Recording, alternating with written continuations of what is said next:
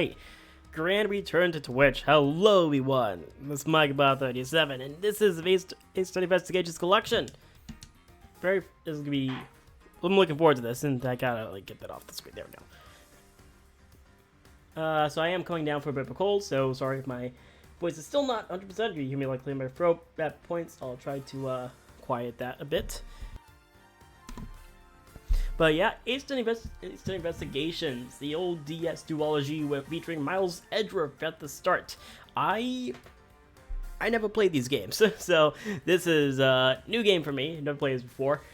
This is not a blind playthrough, I will say that now. This is not a blind playthrough. I know what happens.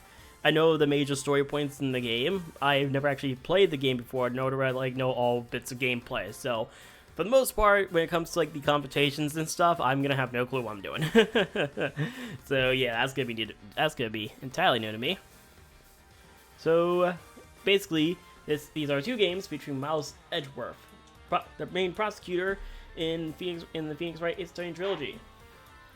And so we have two games, Miles Edgeworth Ace Attorney Investigations, the only of the two games that got released to the West through the DS, and Ace Attorney Investigations 2 Prosecutor's Gambit. Probably the, well, no, Great Ace Attorney Adventures also used the 2 moniker for a second game. So yeah, I'm definitely excited to play this one because this is the first time this game's in the West, officially, at least. There was a fan translation, but they didn't go with that. So we are going to jump right into the first case after, actually no, let me check out something first. I want to check out, make sure my setting, I want to actually, I'm not actually going to have everything in the gallery yet, but we have all these accolades to do, a total of 30.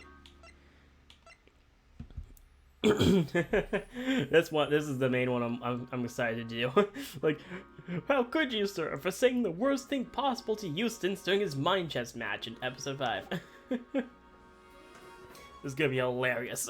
I really want to see how they translated that one over. That one I know about. So yeah, let's not waste any more time. Let's go right. So we're doing the first case tonight, just the first case only. Episode 1, Turnabout Visitor. So this is very start. The interesting thing about this, the thing I find most interesting about it, is how short of a time span these two games have.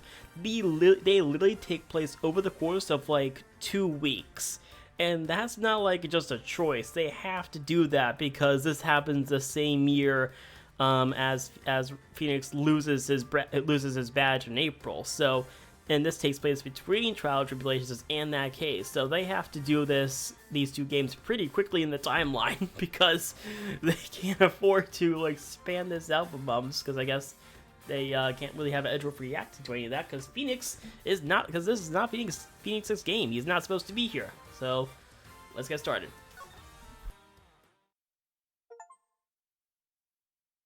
First achievement already. Everything old is new. Episode 1, Turnabout Visitor. Here we go. March 14th, 1:16. Oh wow, it's starting late at night. Question marks. To make sure the defendant is found guilty, what other choice do I have? I don't know who's talking. That's the job of a prosecutor, after all. That may be true, but why? Why go this far? They're in Miles' office. Sorry, maybe I wasn't clear enough, but a guilty verdict is all that matters to me. No matter what the cost. Oh boy. Man just killed him in Edgeworth's own office. And here's our first case killer. I'm a prodigy among prosecutors. Always have been, always will be. Dang, so that's how we start off, huh? March 14th, 2:05 a.m. Prosecutor's building, 12th floor hallway. There's the man of the hour himself, Miles Edgeworth. Good to see you again, buddy. It's hard to believe that I've been away from my office for a whole month. I hope Detective Gumshoe has been keeping an eye on my office. And keeping it clean. The door is unlocked. Detective Gumshoe? What's the smell? It's very familiar. Blood? Oh, I love the little HD sprites they made for this. It's amazing. It looks very amazing. What the? What's the meaning of this? Freeze. I guess that's our mysterious killer. Who's not so mysterious. Identify yourself. I will not identify myself. Shut up. You got some nerve committing murder in a prosecutor's office. Not the suit! Why would you do that to the suit? At least he didn't actually hit the suit. It's a good suit. Is that a threat? Let me make one thing very clear. What? No one gets away with committing murder in my office. No one. Well, guess what I'm about to do? See ya. Just vanishes. Vanishes from sight. My name is Miles Edgeworth, and I work as a prosecutor in my local district. Little did I know that upon my return home after a month abroad, I would be thrusted into a multitude of cases, and some very frantic and busy days. Yikes. March 14, 2:56 a.m., High Prosecutor's Office. Room 1202. Wow, it is late. It's very late. I finished for time with the victim's body, sir. Very well. Please continue your investigation. Yes, sir. Yes. Whatever. Ah! Gumshoe! He's here! This is the only other time other than the main trilogy this guy shows up, except for Paul Justice, but except for that one bit. Then he's gone forever. Mr. Edgeworth, sir! You okay, sir? Keep it down, detective. This is a crime scene. When I heard that a murder had taken place in your office, I ran up here straight away. This is Dick Gumshoe. He is a detective with the local precinct, and the one they assigned to handle this murder case for the time being. You look a little pale, sir. You hurt? No, I'm perfectly fine. However, he's not fine. That person's dead. Yeah, look what they did to your office. It's totally trashed. I'll say, the culprit soiled my floor of dirt rather well. No one gets away with tracking mud into my office. No one. Whoa, sounds like you're getting really burned up over this whole thing. This crime was committed in my office, so it is my responsibility to solve it. Oh, that's just like you, Mr. Edgeworth. Okay, time to do some investigating. Agreed. Our first course of action is to gather relevant facts and leads. We must not overlook anything, no matter how small, if we get to find the truth. So I'll keep any leads or information we find etched into the forefront of my mind. Speaking of things that pique my curiosity, why of all places did the murder occur in my office? Crime scene, my office. Is it really a coincidence that the murder took place in my office? The phrase we've now said 3 times in a row? Right up there. I get the nagging feeling that this is something important to keep in mind. Yeah, I was wondering that myself, sir. I mean, you can't really say it's just a coincidence, can you? No, not really. Especially because of this. The key to your office? The office key. For security reasons, this office's door has a lock built into it. Makes sense. What do you mean, sir? If you think about it carefully and use logic, it should become clear to you. Ah, yes. How far in smartness have we all fallen where logic is considered a superpower? Logic? What's that, sir? Common sense doesn't exist here. By finding the connection between 2 pieces of information and connecting them, new information is born. That is the end result of using logic. So how to use it? First, I recall the information we've gathered with LB, and then I connect them together with Y. Okay, but what are those two things mean? Nope, doesn't matter. That's a meta example. I don't need to tell you about meta stuff. Anyways. Now, to use LB and recall the facts. Wrong bumper button. Oh, I really love how they changed it up for this. It's like a puzzle. It's really cool. I love this a lot more than what it looked like in the DS from what I've seen. Okay, so basically it's just telling you that these fit together. So connect. Doing things my way. Achievement unlocked. For security reasons, all Prosecutor's doors are outfitted with locks, which means it would have been hard for the murderer and the victim to get in here. Ergo, it's impossible to dismiss the location of this crime as a mere coincidence. Yes, that's exactly what I was thinking, sir. There must be a reason why someone infiltrated my room. What was the killer after? The killer's goal. Why did this happen in my office? What was the killer after?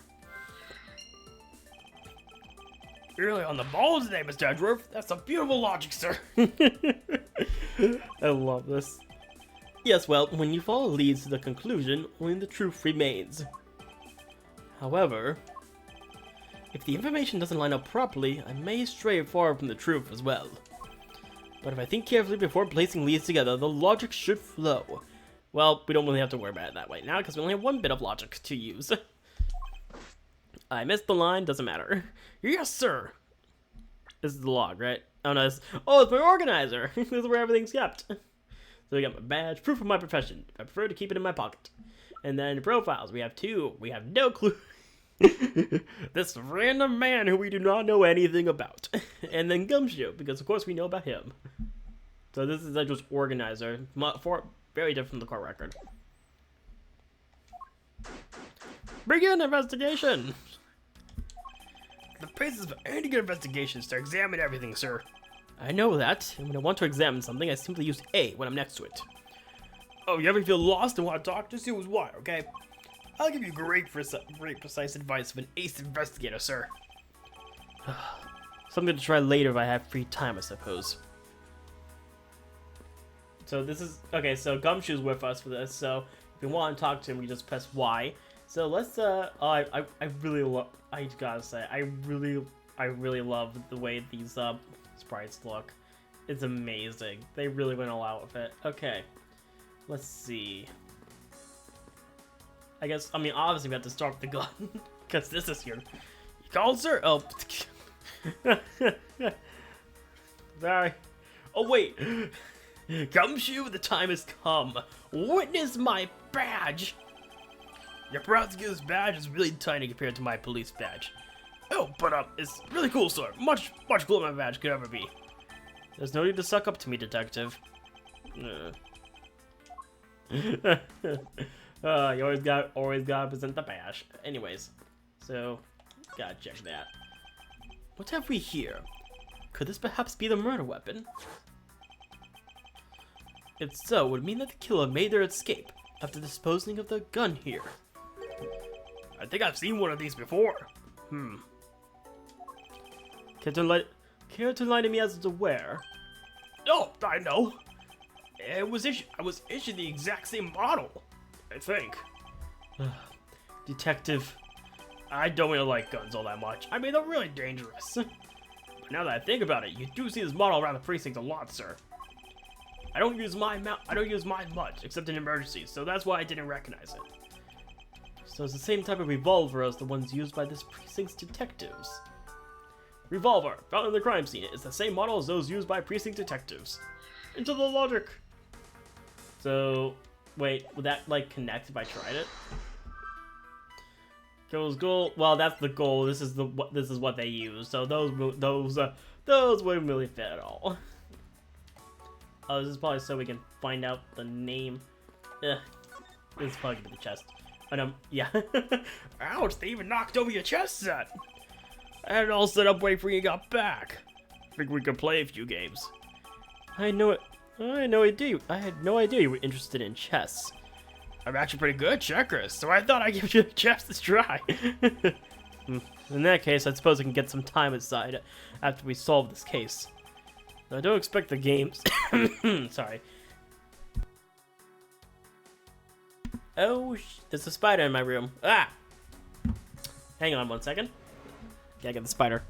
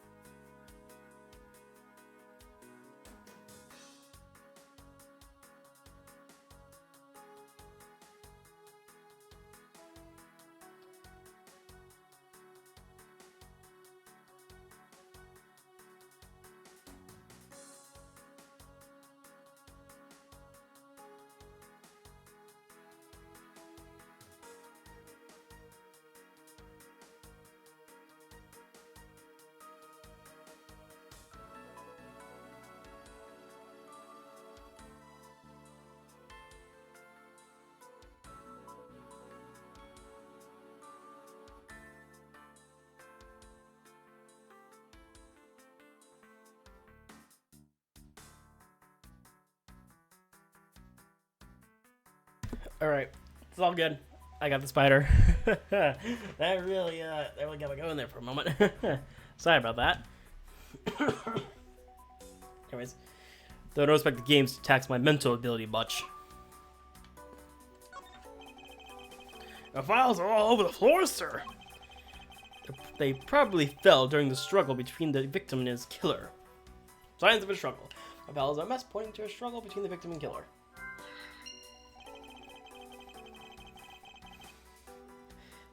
And I try so hard to keep this place spotless while you're away. I mean, this just rendered all the time and effort I put in pointless. I don't recall ever asking you to clean my room. I water the flowers every day, just like you requested, sir. I just add cleaning to the list as the weekend special. For about half a day every Saturday, I come in and clean this place until it sparkled. Does he have a life?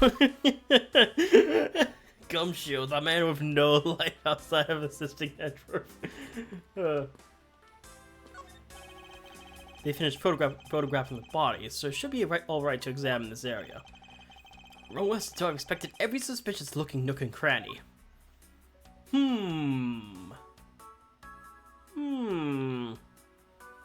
with that. What do we have here? Yeah, I think I've seen one of these before. It's a police badge. It's a police badge detective. Oh, right, I have the exact same thing, actually. What a coincidence. Gumshoe. Of course you have the same thing. Let's take a look inside. Buddy Faith. Cool. Mr. Buddy Faith. It would appear the victim was a detective, just like you. The victim was a detective. According to his badge and ID, Buddy Faith was a precinct detective. Seems like I have a few pieces of written information. Now to calmly use some logic and figure out if any of them are connected to each other. Yeah, no, this probably is a good time, because we have revolver and the victim was a detective, so this is probably his gun. If we had to, like, make a guess. Yes, alright. The revolver. A standard model used by detectives. Could it have belonged to a recently departed? Detective Gumshoe, could you please thoroughly check the victim's body one more time? Yes, sir. On it now, sir. Excuse me, pal. Let's see. What do we got? What do we got here? Mr. Edgeworth, sir, this guy's wearing a gun holster. So it appears that our killer somehow managed to take the victim's gun from him. Victim's revolver, data jotted down in my organizer. Alright, it can be assumed that this gun is the murder weapon. It was issued to the victim. Are you gonna be okay with keeping track of the evidence we find, sir? Of course. This is the safest way I know to keep track of it all. Alright, if you say so.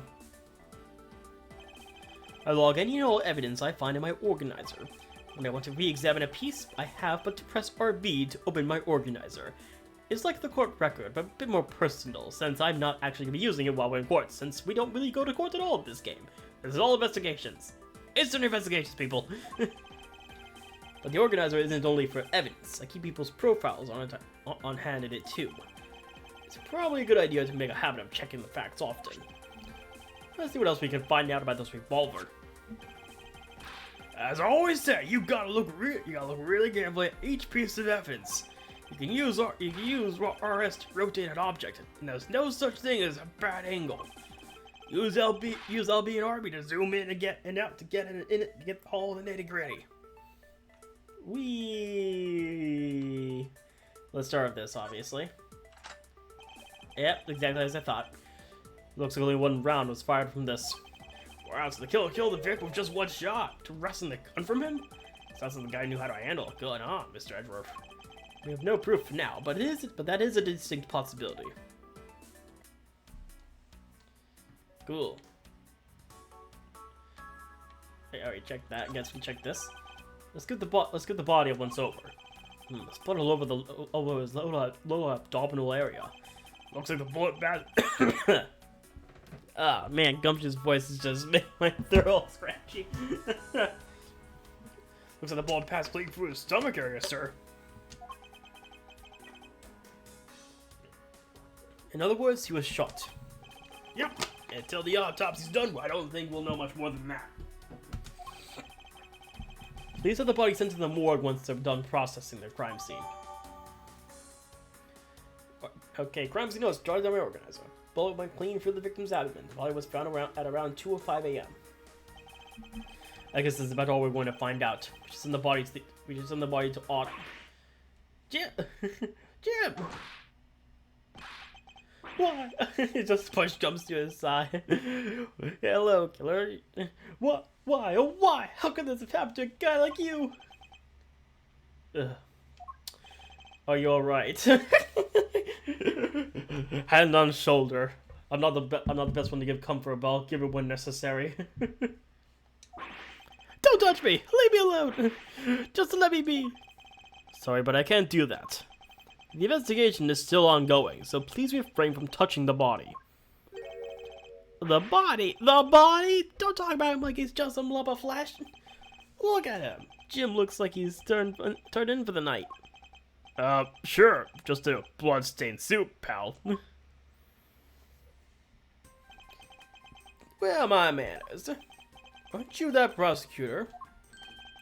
Why, yes I am. I'm Jock Sportsman, prosecutor. Jim here is my partner in crime, Bustin. I'm Miles Edgeworth, and like you, I am also a prosecutor. Detective Gumshoe, sir. So you're Miles Edgeworth. I guess this is your office. Yes, that is correct. Then it was you! You're the one who killed Jim! Obviously. Hey, don't go around to conclusions, pal. Just calm down, okay? I will not. I know how things work around here. Our prosecutor's office doors all have locks built into them. And only the owner of the office has the key to his or her own office door. That is correct. However, I was not the one who killed your partner. Yeah, Mr. Edgeworth has been overseas on a business trip this whole time, pal. And the key to this door was with me the entire time, okay? The only one who could get in here was me. Wait, that means... I'm not sure what that means. So it was you then. You're Jim's killer. No way, pal. You got it all wrong. Everyone calm down. We will not... This was not going to turn into a Pirates of the Caribbean shootout, alright? Mr. Portsman, correct? If you are a real prosecutor, you should know to stay collected. The investigation has only just begun. Isn't it too early to be drawing conclusions? Alright, I get the point. You're right, no mistake. I get a little too hot-headed sometimes. You sure are one cool customer, though, Mr. Edgeworth. I've heard all the rumors about you. You are the great genius prosecutor. You're something of a legend, you know. Anyway, let's call a truce and work together, okay? Now, how about a handshake to seal the deal? A pleasure to work with you. I will not be shaking your hand. Put it away. You guys were conducting your investigation, right? Sorry for barging in like that. Carry on then. It's your room after all. Thank you. I intend to. I just want a little more time to say goodbye to Jim. You there! Sir! What the heck? I want you to capture this scene on film for me.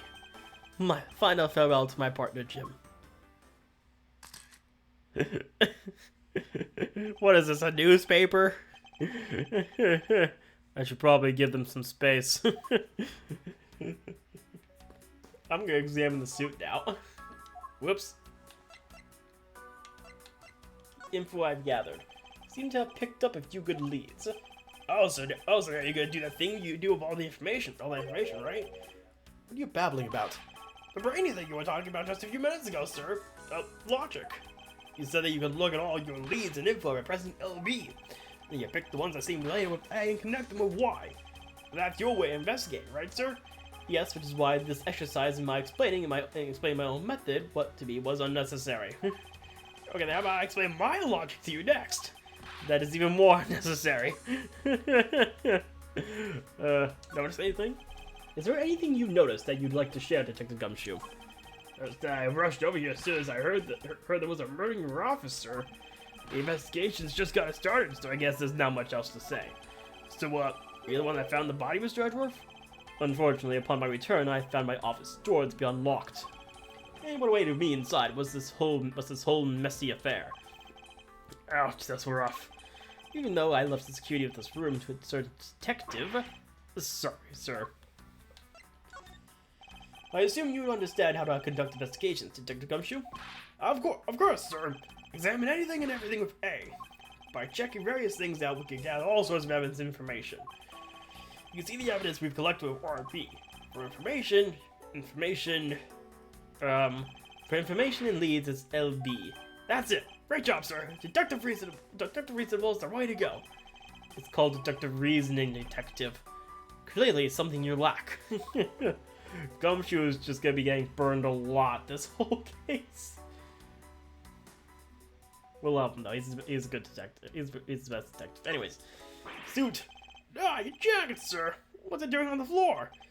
Must have fallen off the wall when the killer tried to threaten me by firing a round. So the killer not only shot the victim, but they shot your jacket as well? They dared to shoot the ultra special jacket that you made your prosecutorial debut in? What if they had shot through it? It would have been a disaster. Thank you, Gumshoe. Thank you. I agree with you, buddy. It would have been a horrific disaster.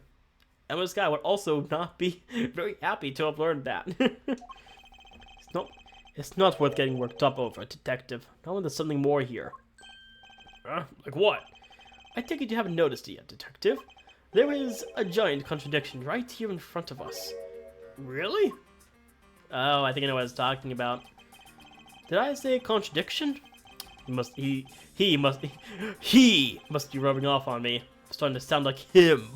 Because we cannot mention Phoenix Wright by name, so it must be he and him for this guy. But to have my own methods, and I will conduct this investigation my way. When the scene before me contradicts a piece of evidence or seems off, that's when my detective skills come into play. First, I have to find the spot that holds the contradiction. By the bullet hole itself, this is it. This bullet hole is where the contradiction lies. When I spot something that's off, I should point my cursor at it and press Y with conviction. Deduce! And when I have found the sufficient proof to prove the contradiction, I present it. This is how I do things. So, probably the gun. Eureka! This bullet hole is a contradiction. What do you mean, sir? It's elementary. 2 shots were fired in this room. The first felled the victim. And the second felled this frame. Hey, that's right! However, this gun was only fired once. And that's true too. Which means that one of these 2 bullets was fired from a different gun. Did the killer have another gun prepared for tonight? Another handgun. Other than the victim's gun that I found, could there be another gun in play here? By the way, I noticed something, sir. Yes? What's that thing sticking out from behind the frame? That. It's a secret safe. A secret safe? Ooh, I smell money! I'll spare us the trouble and just say it's nothing like that. Nothing like what you're imagining is inside. Now if you could kind of move this frame out of the way. Roger that.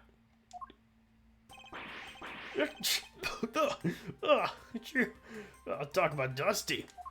I suppose that's what happens when I'm not here to dust it once in a while. I know there was a safe here, and I kept it clean for you, sir. So what did you put this thing in? It wasn't something I had installed personally. Every prosecutor's office has one. Really? I had no idea. Well, only prosecutors are supposed to have knowledge of their existence. So what's inside, Mr. Edgeworth? Right now, nothing. We only use them to store especially important evidence when the trial is in session.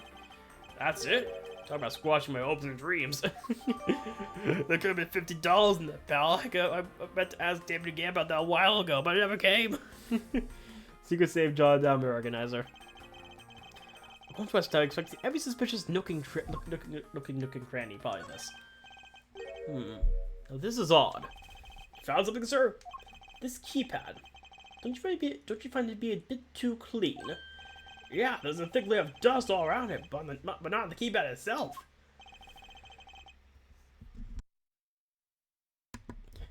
You there, the forensic scientist. Yes, sir? Could you please dust this area for fingerprints? You got it, sir. I got a fine little lift a single print. Looks like it was wiped down well. Wiped fingerprints. All the fingerprints on this have been wiped clean off. Secret safe data update in the organizer. As I thought. It appears that logic is the only way around this setback. Time to rationally calmly connect the dots with the information we have. Okay, so I think I have 4 pieces of bits. Yeah.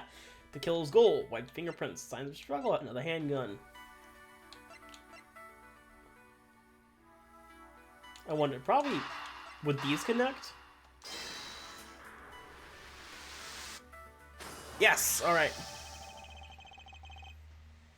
I believe I figured out what the murderer was after. Well, what is it, sir? The fact that the safe was wiped clean of fingerprints suggests that the criminal had at least attempted to open my safe, making the culprit's motive for breaking, entering, and theft, I believe.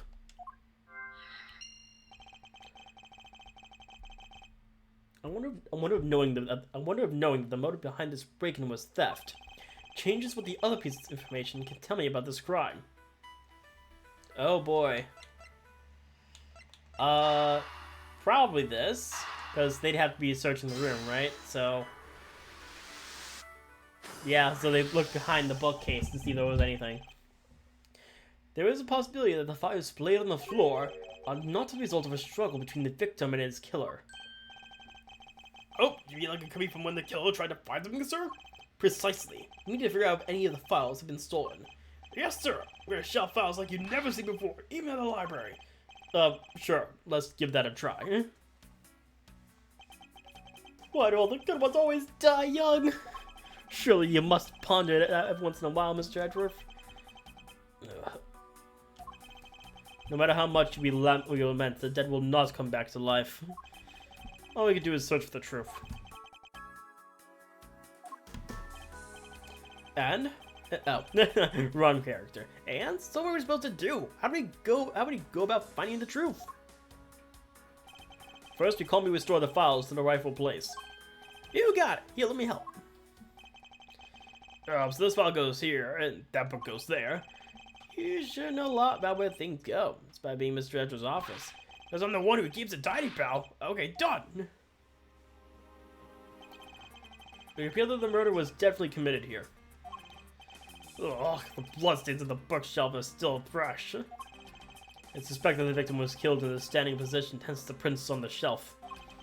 And the guy fell on the floor, right? The blood on the floor is kind of grossing me out. Detective, I don't have the time to deal with your weak stomach right now. Ugh, but you know I'm no good with blood, sir. I'm certain there's something wrong with this picture. What would be wrong with this picture? It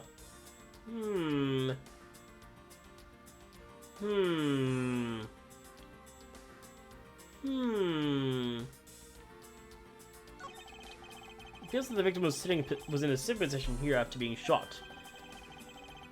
So that's why they see the victim's pants is blood on it. That would be the logical conclusion. This is probably I think this might be in the wrong area, I think. Because, well, I guess if he probably got shot here, that means, would it be there? Let's see. Is this spot somewhat connected to any of the evidence I hold?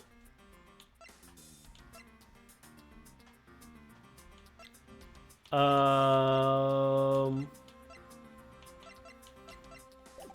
feel like I need to try to find. Let's try to investigate a bit more first. The victim's handprints. He must have tried to support himself with his hands here after being shot. There are prints on the floor too. Those must have been made when Umber was still standing. He dropped to the floor.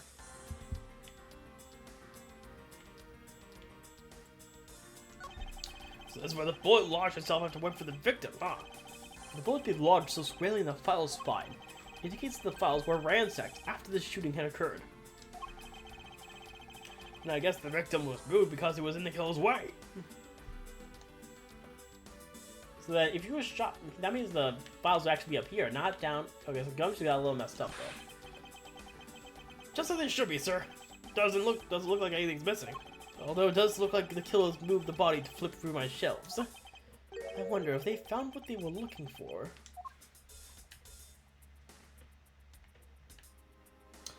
I'm not sure if I have the evidence on hand. I only have one piece of logic. I can't do anything else.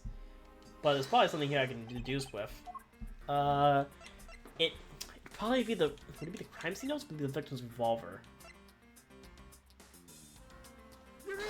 Eureka!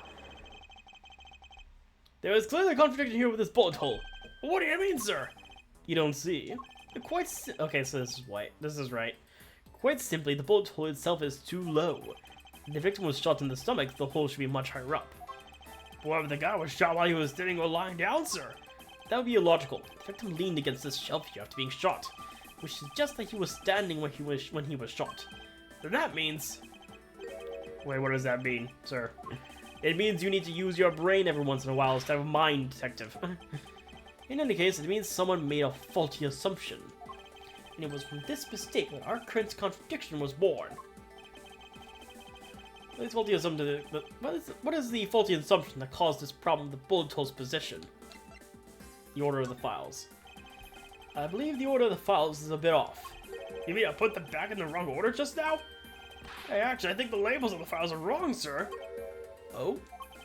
Yeah, you see how the files that was shot begin with the number 0? What are those doing all the way down there after 1, 2, 3? That's really weird. Actually, the way they are organized now is the correct order. They are exactly as I see them in my mind's eye. But the numbers are all out of order.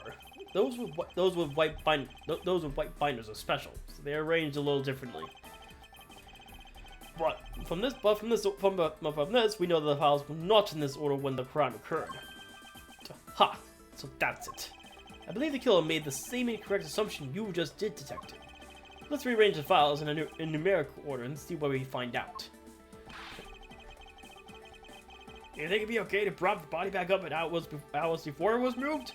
They finished processing the crime scene, so I don't see why it wouldn't be. If you please, Detective Gumshoe.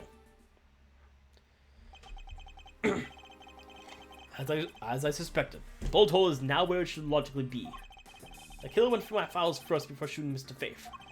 And then put the files back in numerical order, I guess. Exactly. And then proceeded to shoot the victim. But why would someone kill a man and then look for your files one more time?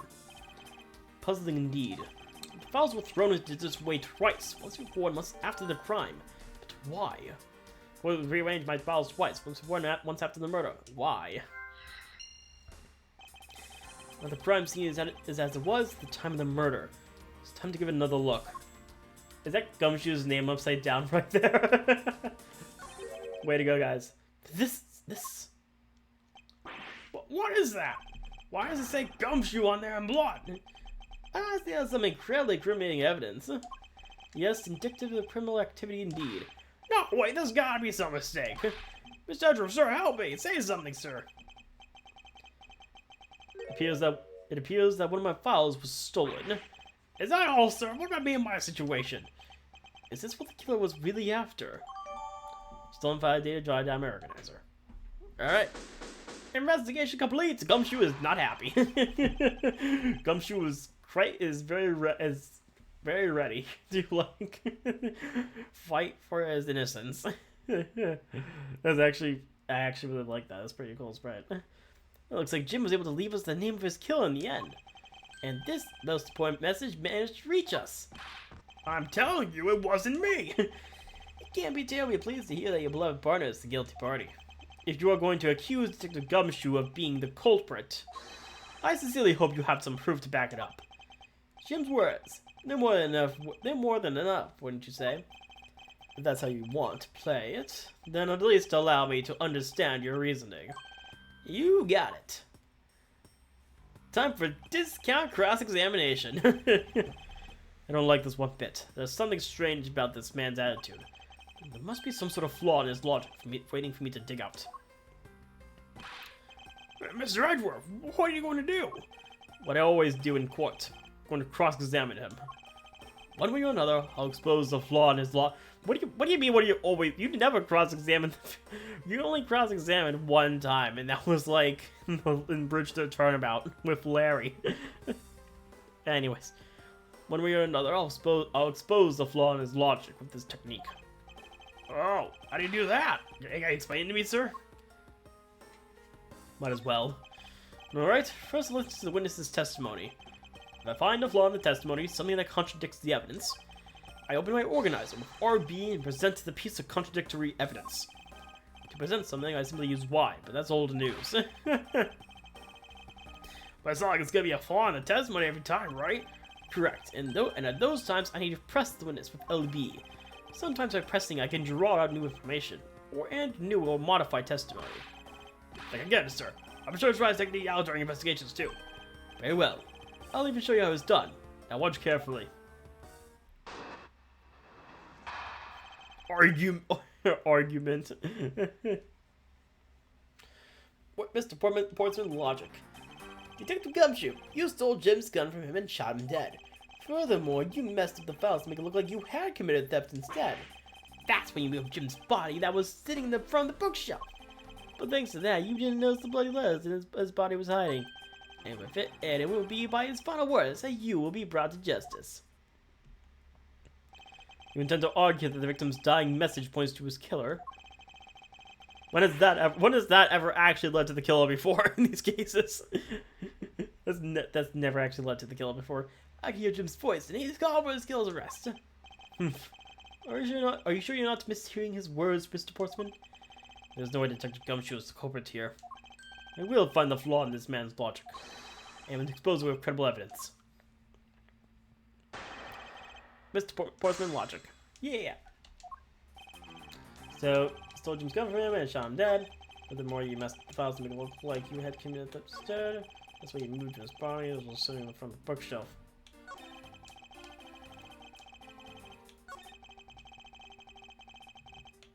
Well, I mean, if that's the case, then why is one missing? Because what, like, yeah, hang on, let me do something real quick. So, like, if that's the case, then like, why is one file missing? If the point was to like convict Gumshoe murder, why was one of the files taken after the message was written? Objection! Yeah, exactly. Objection! Perhaps you're not aware, Mr. Portsman, but there is a serious flaw in your logic. Bringing a bit of the courtroom into this, I see. Nope, no problem, I'm game. I can't help but find it odd. Excuse me? Odd that the fellow prosecutor would be brought down by the power of his own office. What are you talking about? Oh, you're joking. I get it. If you have the time to laugh, then you have the time to take another closer look at this. Do you still not see? If not, I may direct your attention to the missing file. What? That's impossible! You didn't know the file was missing? It's right there. What's impossible, Mr. Portsman? Nothing. Files on that shelf are all about a certain case. When the killer went to take the file after murdering your partner, I highly doubt they could have missed the bloody letters within the spines. It's possible they could have taken the file before committing the murder. I think it's pretty obvious that the file was stolen, after it was written on. The missing letters and the detective's name within the file should be as proof. Yeah, I mean, the S is gone. There's only one half of an H. If Detective Gumshoe really was the culprit of this case, I highly doubt that even he could overlook his own name written in blood on the files. Especially a detective who can't stand the sight of blood. Gasp. Which means, what does that? Does that make this dying message? Makes the work of the criminal intent to tamper with the crime scene. I'm just not gonna say anything. That's so low. I can't believe the criminal tried to pin this whole thing on me, sir. I'm gonna get him, sir. You'll see. I'm gonna have him under arrest in no time. Well, Mr. Portsman. Brilliant. Absolutely splendid. Logic deserving of Olympic gold. I appreciate the praise, but it doesn't change the fact that your reasoning is flawed. Win some, you lose some. That's how life goes. But everyone's so cheery. I feel more dead than alive.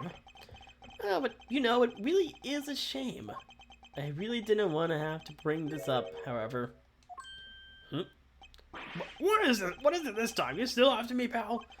Humor me for a second. Who has the key to this office? That would be me. But Mr. Edgeworth just proved that I'm innocent, pal. Sure about that? That's absolutely right. Now acknowledge your innocence. Then why do I sense that you still have something to say?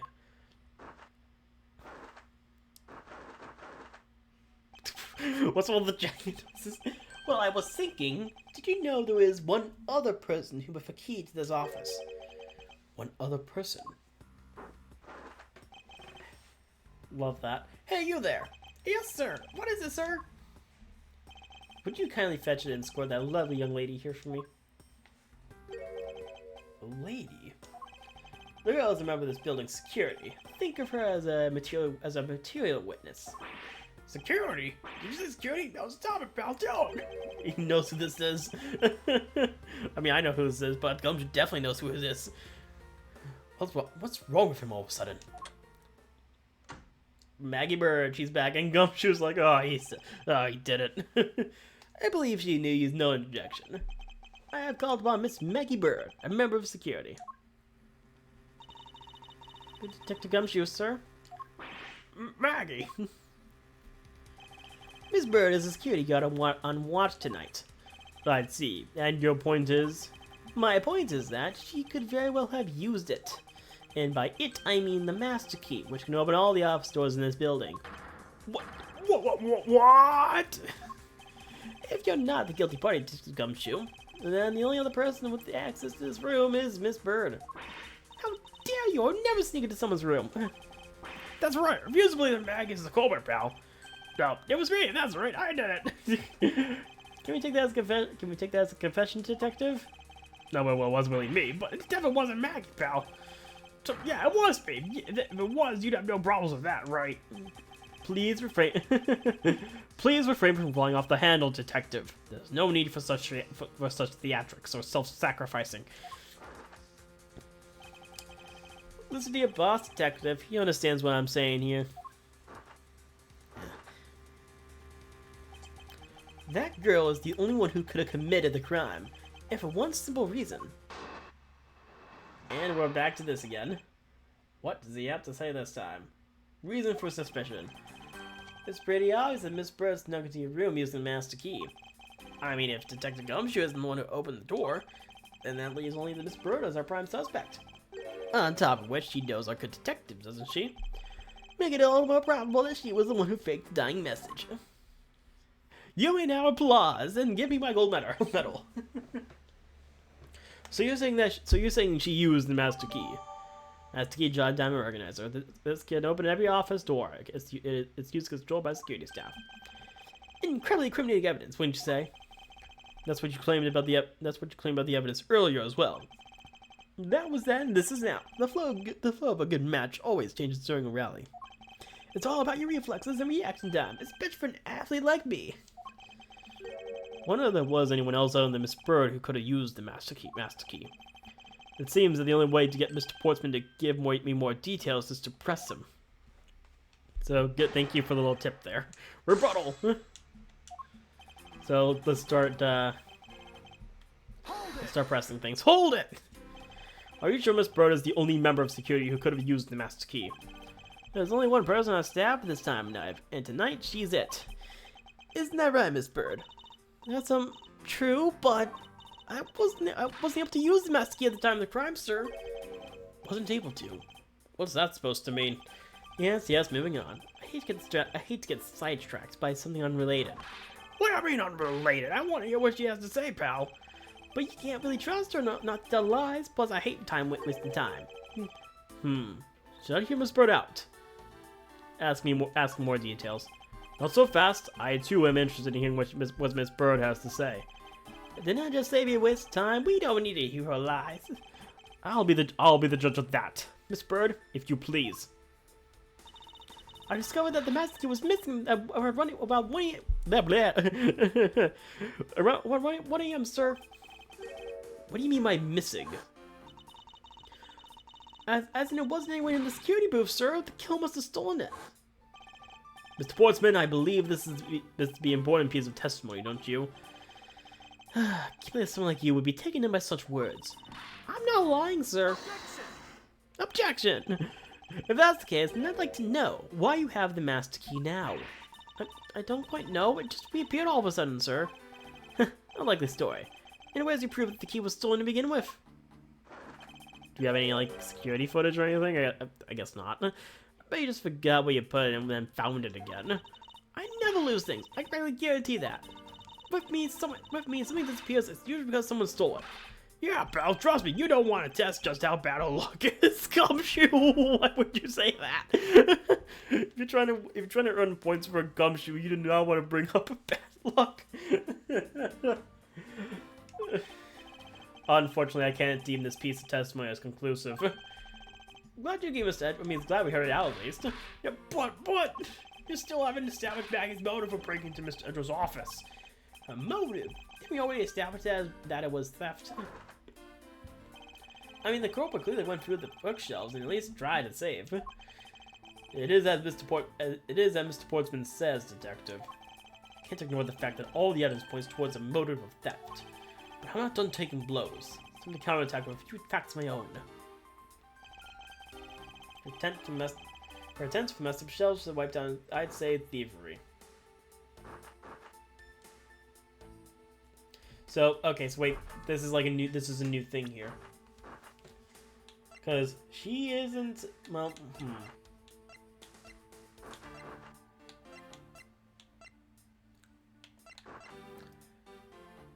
Wait, let me check this. Is there anything in note here? No, it doesn't look like there's anything.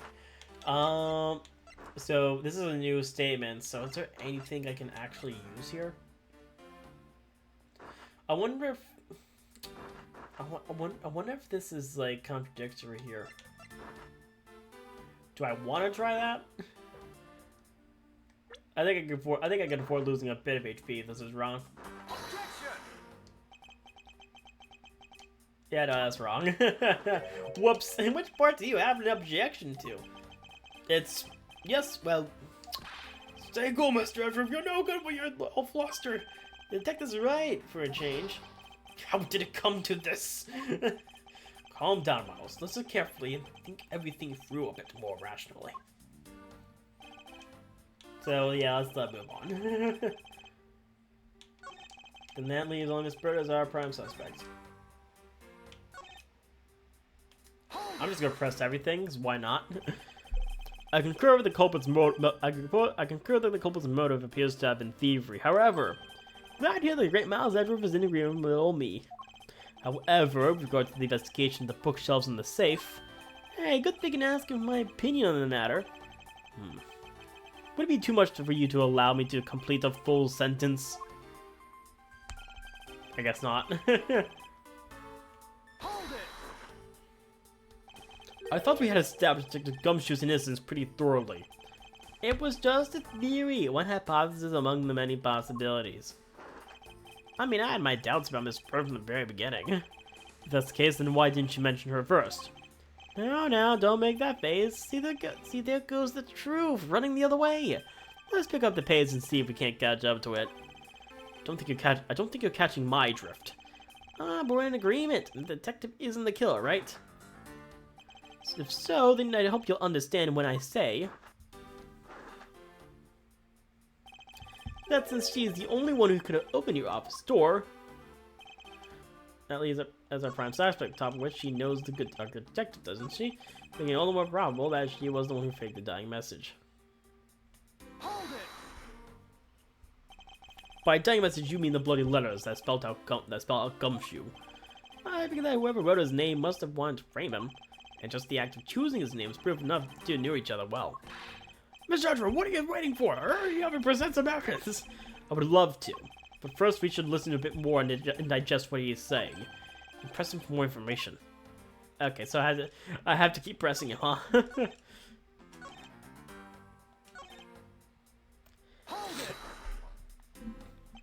Is there anyone in this district who hasn't at least heard of Detective Gumshoe?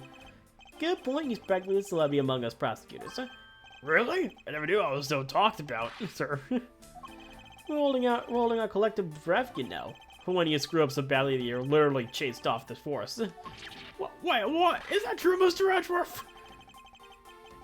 Of course not. He's hesitating. Miles, why? How could you do this, you buddy? Ew, don't scare me like that. I almost had a heart attack there. Yeah.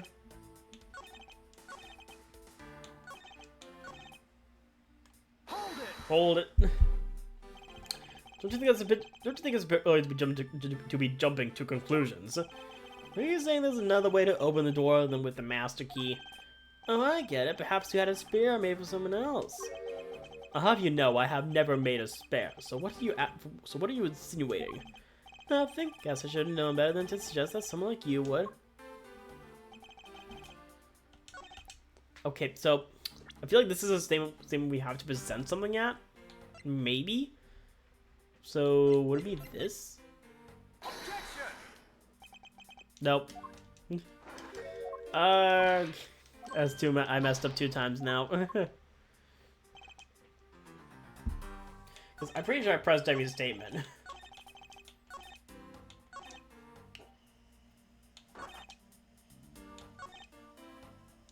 I mean, this will probably be where I present something, but I'm not sure what.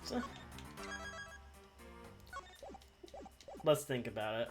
So he's saying that the motive is thievery. So if that's the case, why is there even a gun in the first place? For starters, and how would she know about the safe?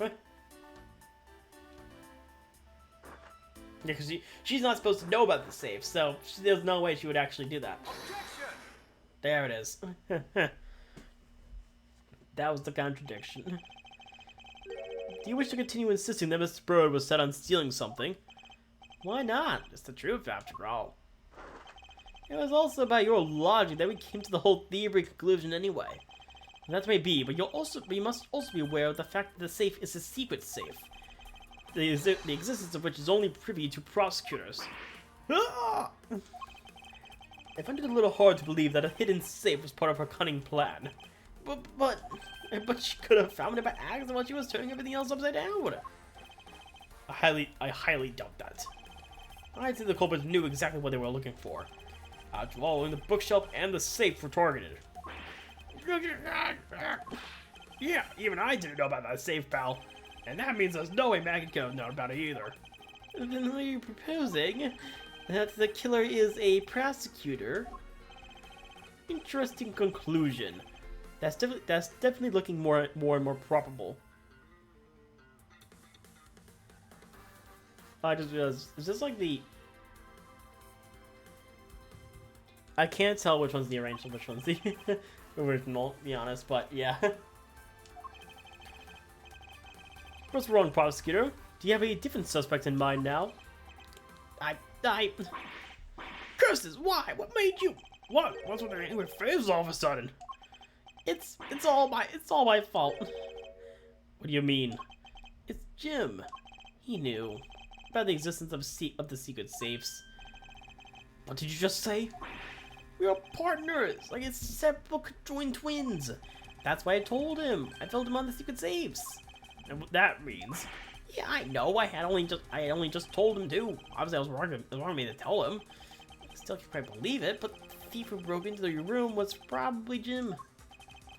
Now he's claiming that now he's claiming the victim was the thief, and you were simply trying to stop him, weren't you, Miss Maggie Bird? Excuse me? Ugh. I mean, you are a security guard, right? That's your job. But killing is going a bit too far, even in your risky profession. What the? You're still accusing Maggie of the murder? Yes and no. I mean, she had stumbled upon Jim, who had probably drawn his gun. I get it. It was self-defense, wasn't it? But no, I couldn't. I could never do something like that. Not even as a security guard, sir. Plus, even if he was a thief, he wouldn't have a key to this office. Which is precisely why he had to seal it, wouldn't you say? It was Jim who stole the master key. No. Pretty possible for a supposedly stolen key to be here with us unless you retrieved it from Jim after you killed him. Mr. Portsman, you're honestly accusing your own partner of being a thief. I don't want to admit it, but it's the only way for everything else to make sense. Yet, has he no honor? Like, of all things, that's very funny. Like, has he no honor? Now then, I think we're done here. The investigation waits for no man. Would you people so kind to see yourselves out? You can't kick us out. This is Mr. Edgeworth's office. Ah, but I'm the one who's been assigned to this case.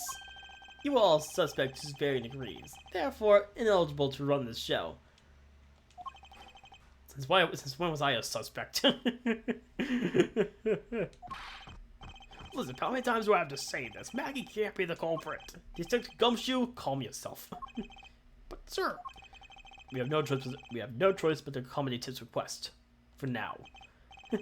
Thank you, Mr. Edgeworth. At least one of you understands. Now then, if you could remove yourselves from my crime scene, I'd be most grateful. Mark my words, Mr. Portsman, we will meet again. If that's a formal request from legendary prosecutor himself, then I suppose so. Don't disappoint me, you hear? Alright, so I guess that's the end of the first part of the case. To be continued. So now we move on to the second part of the case. Only an hour through, not bad so far. And now here we all are outside the hall in the 12th floor. 482. Oh god, it is. It is so early. It is so early in the morning. Everyone is still awake. It's 4:18 a.m. in the universe. What's with that prosecutor? Can't believe how rude he was. It was unbelievable. Please maintain your professionalism, detective. I'm gonna find some real solid evidence proving Maggie's innocence. You'll see, sir. But we've been kicked out of the crime scene, sir. True. So then what now? Looks like my life's fallen in a gigantic ditch. Do not despair, Miss Bird. We can overcome this as well. There are many other places and things we should be looking into anyway. Really, sir? For example, this hallway. The linchpin of his argument against Miss Bird is related to the master key. In that case, this hallway is the perfect place to look for more information regarding the mystery surrounding my door. Bring in investigation. Let's start with this basketball. This basketball must be pretty suspicious, right? I see pain in the distance. What is a basketball doing here? That's Mr. Portsman's prized possession, sir. I heard he also plays soccer, dodgeball, and even tennis. But a single one of those sports is suitable to be played in a hallway. And yet he has this, apparently. What is a basketball hoop doing here? Hey, didn't this used to be just outside next to that building a long time ago? So when and why was it moved indoors? I don't remember exactly. I saw one of the officers drag it up here recently. Drag it? I heard that wouldn't fit in the elevators and the poor guy had to bring it himself. All the way up to the 12th floor. Oh man, that guy, I feel bad for that guy. It's not this office. 12-3. Hey Maggie, whose room is this again?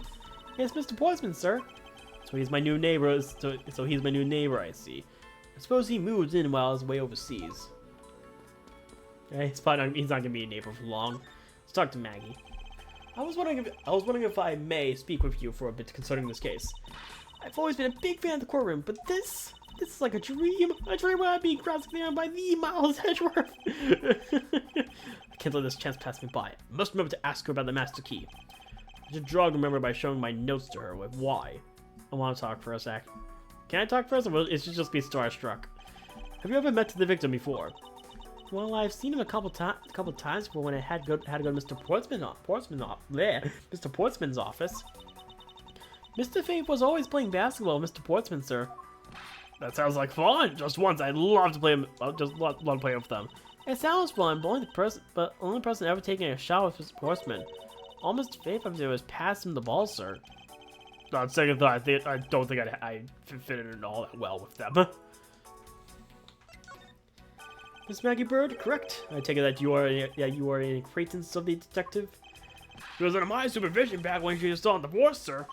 One day she got caught up in a murder and things started going downhill, so she quit. But I owe a lot to take the gumption for introducing me to my current employer. Well, so I thought until a few hours ago, before I was about to clock out for the night. You got caught up in this whirlwind of a case, correct? Don't worry, my whole life has been nothing but a whirlwind of bad luck and failures. Since I was 6 months old, when I fell from the 9th floor of my apartment building. What? Okay, wait, what? Okay, wow. I've been in all sorts of vehicles, gotten sick from all sorts of food, failed almost every test I've taken, experienced almost every kind of disaster, and now I've even managed to be named a criminal just when I've become the security guard. That's a lot to go for one lifetime. I know. Just when I thought I finally found my happiness, I went up getting you and Detective Gumshoe involved in my bad luck. You don't need to worry about me, Miss Bird. What do you need to worry about yourself? I will solve this case and prove your innocence. All I ask in return is for your cooperation. Yes, Mr. Edgeworth, count on me. I do all I can to help. Okay, so let's just present the master key now. So when did you discover that the master key was missing? By the time I realized it, I think it was around 1 a.m., sir. And I noticed it was back around 2:30 a.m. It was just sitting there on the ledge when the security room's reception window is. But I'm sure that between those 2 times it was not gone, but stolen, sir. Why is such an important key stored in such an insecure place? It's not like that, sir. You always keep the key further inside the room, away from the window. Always, you say? Except for this time, correct? Well, I admit that was a bit careless, but I had my reasons. I left it out because I was sort of using it at the time. And it was after I had used it that I left it sitting on the ledge to use the master key. And now, badge! That's a prosecutor's badge, isn't it? It proves that you're really a prosecutor. Interesting. Despite all appearances, she seems to know more than a gumshoe. With that badge, you're not gonna be a professional prosecutor. Somebody, please try it on, just for a little bit. I don't think that'd be a very good idea, do you? I guess not. On second thought, they're actually on the same level. Use the master key? What do you mean by you use the master key? Oh, I had to use it to open the door for this prosecutor who had forgotten his key. Oh, she put the hat on. I didn't know someone.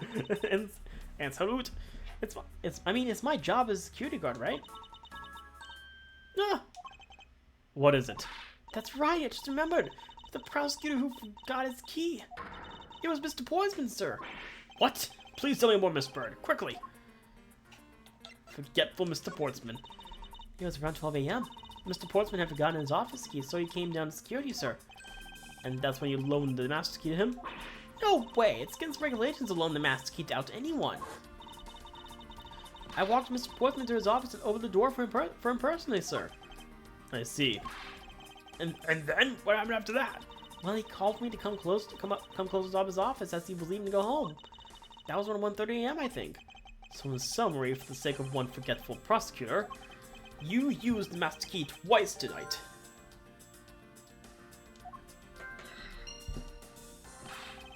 Talk about suspicious. I thought you could say that you've never left your keys at home, detective. I think this calls for a thorough examination of Mr. Portsman's door. So, wait, do I have any bits of logic I could probably piece together? Let's see. Oh, I have 4. That's definitely something.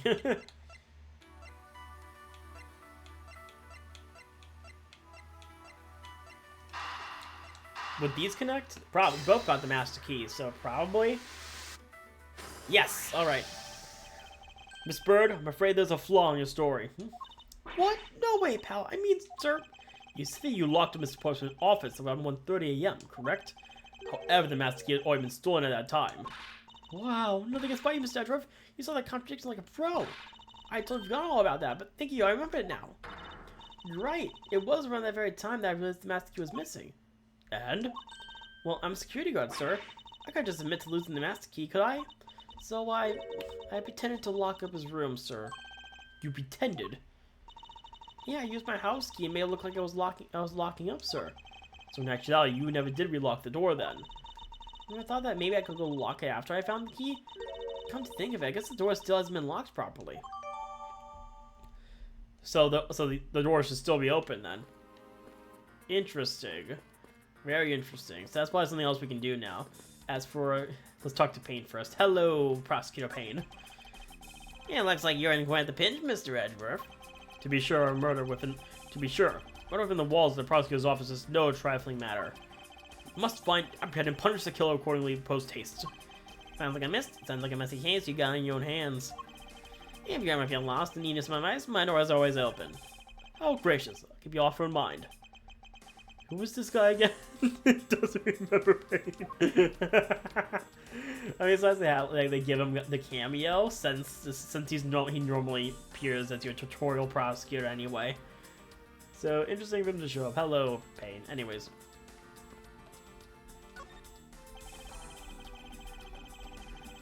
I was just looking at Granny. So first, of course, since we know it's unlocked, this door. Oh, never mind. The door is locked tight. But the old credit card trick wouldn't work here, huh, Mr. Edgeworth? This is the office of a high prosecutor detective. These doors would be pretty ineffective if the average cat burglar could get through them. Ah, so I guess only the great cat burglar could get in. That must be who our culprit is. Might I advise you to return that conclusion to whatever pawn shop you bought it from? Bird. Anyways, there's a contradiction here. Because if it's locked, then how the hell is that? Wait. If it's... Oh, wait. It looks like there's something below, but it won't let me do that. Going to the door. It's like, wait, can you move for a second? Ah, never mind. Oh, nope, that's not what I wanted to do. Alright, let's see. Deduce! This connects to the door itself. Eureka!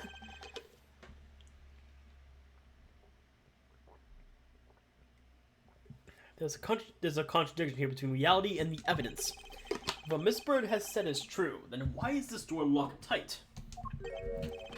You know you're right.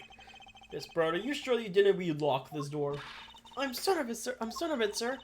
I don't think Mr. Portsman noticed it himself that I hadn't. Which means what, sir? It either means that he actually does have the key to his office, or that the door Miss Bird opened wasn't the one at all, but a completely different one. She opened a different door? How can you prove that? There needs a way to find out. All we need to do is we need to examine these. The prints on the number plate. They will tell us all we need to know. Everything? Really? Like what, sir? That was the wrong answer. well, we'll know for sure that Detective Gumshoe's dinner will only consist of instant noodles. Wow, that was amazing, sir. How did you know? Was that supposed to be a joke to cheer me up, Mr. Edgeworth? Yes, that's it. Now then, we should get back to doing what we need to do, and that is... wow. So, print on the doorknob, then? Print on the doorknob would tell us everything. Hey, yeah, you, pal. Do us a favor, see what you can lift from this, okay? So, what'd you find out? Tell me now, pal. I'm antsy here. There's no need for such belligerent nostril flaring, detective. Put your arms down. Sorry, I have found only Mr. Portsman and Mr. Fate's prints on this doorknob. So only 2 people's prints were found on this, huh? That's pretty decisive. I'm lost, sir. Thinking logically, a certain other person's prints should be on this knob as well. Now, the whose print should also be on this doorknob? Maggie's, of course, because she's supposedly pretended to lock it. Take that! Don't you find it odd that the prints of the person who unlocked this door are absent? You mean? Yes, the door that Miss Bird opened could not have been this one, but a different one. Mr. Bird's office data update organizer. All right. What have we here? There it is. What must I expect? Every suspicious looking nook and cranny. You. What is this? Looks like a scrap of paper. I'll get it, sir. Let's see. Oh, there's something written on it. I brought 3 pieces of evidence by, just like we talked about on the phone. But looks like you're out. I'll catch up to you later. Looks like a note from the victim. Yeah, it's from Mr. Portsman. No, left by victim. Interesting. Very interesting. Is there anything else that I can examine? Or hang on. I'm not sure there's anything else I can examine, actually. Door's locked tight. Yeah, no, it's the same thing. So, is there anything else I could do? This is Edgeworth's office. I can't examine over there. Can I try talking to this guy? Is everything alright? Yes, sir. You must now weigh my stuff. This morning I'm finally at 554 pounds. Congratulations, but I was asking about this hallway in this room. Oh, everything's okay, sir. A word of advice, stay focused. You may start to lose even more weight. Wait. It looked like there was something I hadn't... still pain. Was this... Wait, is this still something else I haven't looked at yet? Oh. What's this? What are you looking at, sir? Oh, hey, how about a game? That's okay, detective. I just found the position of this hoop to be a little off. Hey, you're right, sir. I guess it was shit when someone made a seriously sweet slam dunk. The position of the hoop is definitely unnatural. I've got to take note of this. Because why not? I guess the basketball. Is this basketball property of Mr. Portsman? Yes, sir. He's always ready for a match. Basketball, soccer, dodgeball, tennis. Doesn't matter what sport it is, he's game. Although I think it'd be a little hard to play tennis with this ball. That isn't the point you should be focusing on, Detective. You're right, sir. Now what? Now I know what I should be focusing on. Bad, Mr. Portsman. Someone should teach him to clean up his toys after he's done playing. I think we've reached the end of this conversation. Minimalist classy door made of top quality wood. It's kind of majestic too. Fits really well with the ambience in the prosecutor's office. Even Mr. Portsman seems dignified just because he works behind one of these. Nonsense. This man doesn't become more or less dignified because of where he works. But he still seems more dignified than Mr. Payne. Mr. Payne. I suppose custodial work can also be dignified. Oh man. just burning pain. It's Mr. Portsman's personal basketball hoop. Can't believe you put something like this in the hallway of a prosecutor's office. But you know, it's actually pretty useful, sir. I haven't gotten lost trying to get to your office since it's been here. How long have I had the same office and yet you still managed to get lost? Room 1203. I think this was Mr. Portsman. Yeah, you can't mistake it because of that basketball hoop, sir. Well, that reminds me, Mr. Portsman actually wanted room 1202 really badly. But since we're already occupying him, Mr. Edgeworth, we put him next door, sir. So why was Mr. Portsman so particular about getting room 1202? I'm not sure, but I bet it's because of something like his birthday is December 2nd. Yep, that's gotta be it. Can't think of another reason why. I can think of at least 3. Ugh, let me waste some time thinking about this. I mean, it's at least something of note. So I've checked that. Checked this. Talked to Maggie. Oh, wait, here we go. It's the missing file. I see it. Suspect Evans pitches like a granny. Hello, missing file. It's... Oh, isn't that missing 0 series file, sir? No doubt about it. The bloody letters marked clear as day. There seemed to be a few pages missing. He took only what was necessary and left the rest behind. So what are these 0 files about, sir? I guess they've got something worth stealing in them, huh? No, particularly, it's just a collection of court case files. However, the cases within these files are not mine. Huh? They belong to the High Prosecutor that used to occupy my current office.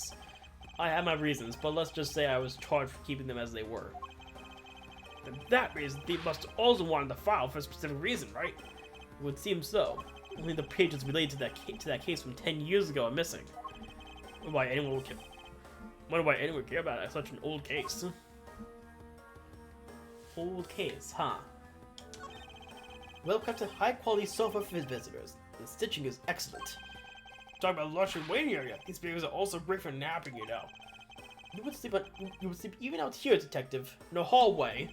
Whenever I do, I always wind up dreaming about giving testimony up on the stand. But it always ends the same way. Me getting trounced by a lawyer. Isn't that awful? Isn't that awful? Maybe I should give it a try sometime to envision myself winning naturally. Oh, there's still something else here, but never hurts to take another look. But why did I highlight that if there's nothing else? Oh, but I bet the thief's not under here. I guess there isn't enough space for anyone to hide under here anyway. I mean, if someone could contort themselves to fit, I'd be really impressed. Sounds to me like somebody had already tried at least once before. So now that's everything. So time to connect some logic if I have it. So this is all I have. Do these even connect? They probably don't. I guess I'll check Miles' door. These 4 numbers are on a number plate alone. Proclaim this to be my office. Whoops! Hey, these number plates slide right out, sir. they have to be able to take the plate off when a room becomes vacant, you know. Although the idea that it can't be so easily removed is kind of noteworthy. I don't see any signs of forced entry. And according to the guard, no signs that the lock was picked either, sir. You know, the door really was opened with a key. Did you have to ask if any prints lifted from the doorknob? The doorknob's clean as a whistle. Wipes, they think. Whoever this thief is, they did a good job of not leaving any clues behind. That's it. Investigation complete. Yay! Health restored. Poking around in this hallway has actually paid off quite handsomely. How so, sir? In a variety of different ways. I think it's time we had a little chat with the real culprit of this case. You know where the killer is? You know where the killer is? Wow, Mr. Edgeworth. As long as my logic is sound, then yes. The mastermind behind this murder is none other than Mr. Portsman. What? Mr. Portsman? I knew it! This is exactly what my logic sense has been telling me too. I suspected him of the yesterday accused back in being the killer, sir. That is anything but logical. Detective, come on. You should be smarter. Lady and gentlemen, prepare yourselves. Come on, May. It's time to knock on Truth's door. And into a to be continued. Never mind, we are going right into here. Okay. 5:12 a.m. It is literally... it's literally morning. It is literally early morning right now. Mr. Portsman, finish processing the bloody letter, sir. Alright, let me take a gander at it. Pass it here. Nice. Oh, looking good. You there, take good care of this. Whoa! Alright. Well, but it's the Detective Gumshoe. I know I'm you, Portsman. We got you now. Call off your dog, Mr. Edgeworth. Is this some kind of joke? It's no joke. We know, Mr. Jocks Portsman, that you are the guilty party in this case. Huh? You must be pretty upset getting chased out of your room. I'd be mad too. So I guess you can stay, if you promise to stay out of our way. You intend to hide your crime under the guise of a prosecutor doing his job? I can see, right? I can see right through the unsightly paper-thin mask you wear upon your cowl. I just realized I never actually asked Gumshoe anything during that part. I think there was an achievement there I missed. Well, it's fine. I'll get it later. Who'd have ever thought it would have come to this? Actually, come to think of it, your mentor is Madvin von Karma, right? Ugh. The legendary prosecutor who never lost a single case for 40 long years. But there was always this incessant chatter about forged evidence with that guy. It really teaches me that I've got to stay on the lookout for false accusations, you know? Are you done trying to play mind games with me? Because they won't work. The only thing you should be using that mouth of yours for now is explaining yourself. Although that will only dig your hole deeper. Either way, your game is up. We want you full of ourselves, even though you have yet to prove anything. Very well then, I'll entertain you. My rebuttal. I have no idea what sort of harebrained idea you have in mind, but there's a mountain of evidence that points away from me being the culprit. Besides, how many ask do you propose I unlocked your door and got in here? Look, I feel bad doing this to you, but I've got work to do, so we're done here. Wow, that was nothing. Sorry, but we are not finished yet. Boy, you're stubborn. I suppose you're basing your accusations on something? I'll show you what I'm basing my accusations on. With evidence. Okay, here we go. I have no idea what sort of harebrained idea you have in mind, but there's a matter of evidence that points away from me being the culprit. Besides, how may I ask, do you propose I unlock the door and got in here?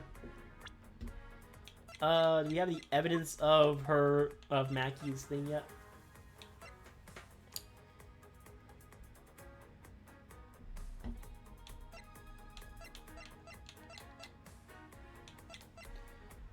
Would it be alright if I presented this here? Probably not, honestly. I'm gonna press some stuff first. Hold it! Oh, what, pray tell, kind of evidence are we talking about here? Jim was my partner, so you can't say I had a motive for killing him. And that's it? That's not even an anthill, let alone a mountain. It's more than enough, wouldn't you agree? I don't recommend that you review what the word evidence means. It doesn't change the fact that the evidence doesn't point to me as the killer. Okay, so how do we propose to unlock the door and got in here?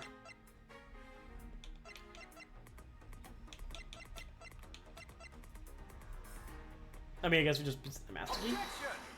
Yep. I believe you were able to open my office door with the master key, no less. Wait, hold on for a sec. I never laid a finger on that key, as you already know. Precisely. You were able to open my door without lifting a single finger. Well, maybe you did, but only to direct. That's right. You used your finger to direct this person to open my door with the key. It would be Maggie, wouldn't it? You had asked Miss Bird to open your own office door for you, yes?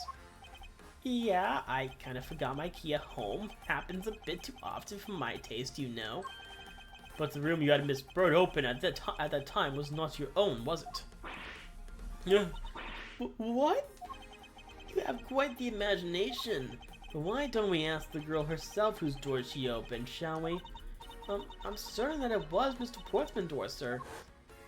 I checked the number plate to make sure I was opening the right door, sir. See, Miss Bird backs up my story. Yet what if you had mislead her to fool her into thinking what you wanted? How do you suppose I did that? By switching the number plates on the doors, for example. That's right, they do slide out pretty easily. Furthermore, you then used one other thing to give a very strong impression that the door she was opening was yours, and not in fact mine. The basket. What was it that Mr. Portsman used to make Miss Bird think it was his door? It was his room.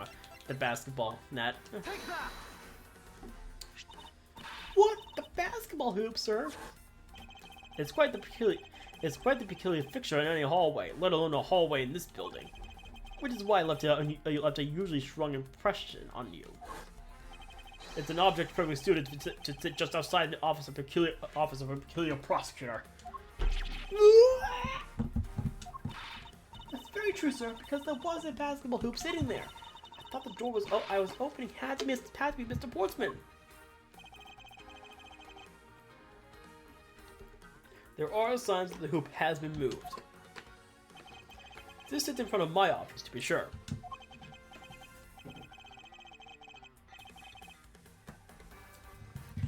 I see. So that's how you throw suspicion on people. Thanks for the tip.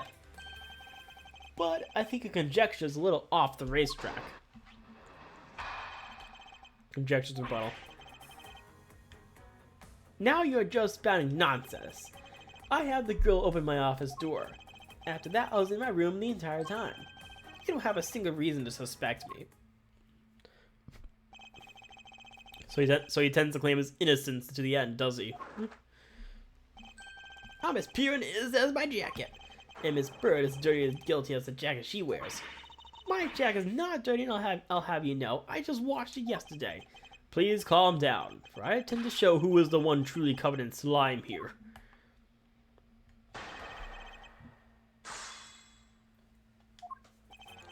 Now you're just spouting nonsense. I had to go open my office door. After that, I was in my room the entire time.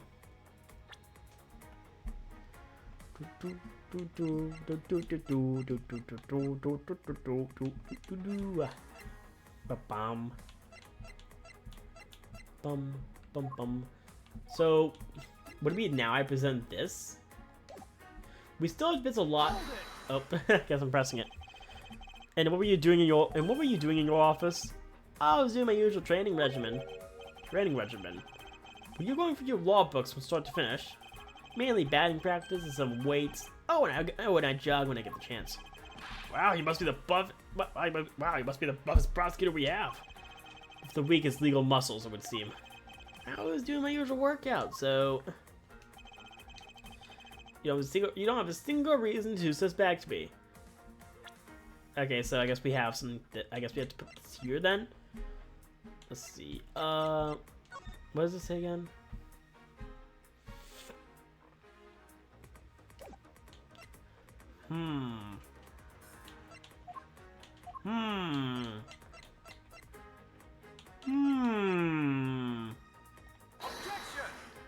Nope, that was wrong. There's a large flaw in your logic. Really? I think it holds up rather well, actually. What do you think is wrong with it? No, nothing. Let's move on. This isn't like you at all, sir. Concentrate. That was killing me. Can't afford to do that. All the truth will slowly slip away. Remain calm. It's the only way. So that was not right. Hold it! I think I've given you quite a few reasons, actually. But none of those will stand up on their own.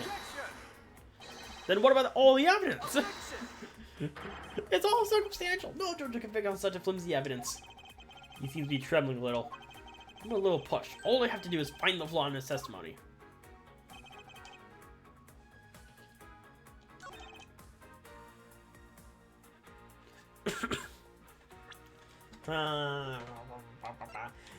Which one is it? Which one is it? Hold it. Using the master key, of course. Sure, you have a problem with that? That is what the master key is for, right? Perhaps we should place. Perhaps we should place it in an elaborate labyrinth of some sort for people like you.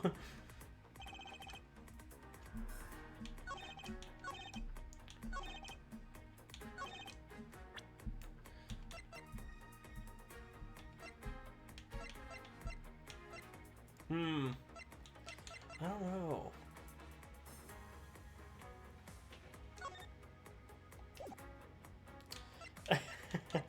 I'm a little lost here, to be honest. What have I not pressed? This 4 stimulus, I haven't pressed this one yet. Nonsense. Nonsense, you say? Yes, because I'm telling the truth here. That's it.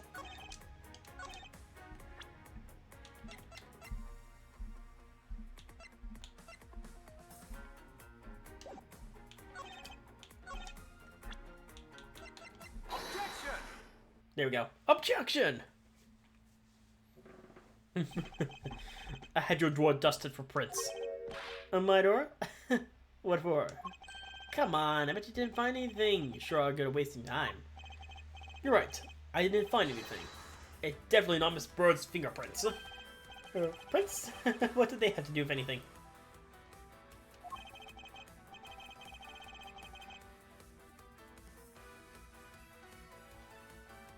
Oh, I love the music. Let's put it this way. If she really was the one who opened your door, then her prints should naturally be on the doorknob she touched.